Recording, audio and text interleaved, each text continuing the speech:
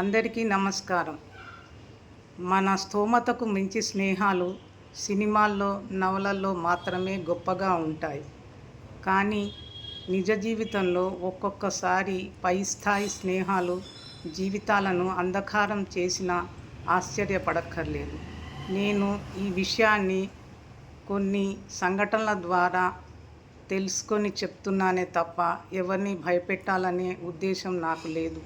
ఈ విషయంలో ఎవరినైనా బాధ పెడితే దయచేసి క్షమించగలరు. అందుకే స్నేహితులను గుడ్డిగా నమ్మి అన్ని విషయాలు చెప్తే చెడ్డవాడైతే మనల్ని ఎలా వాడుకోవాలో ఆలోచిస్తారు.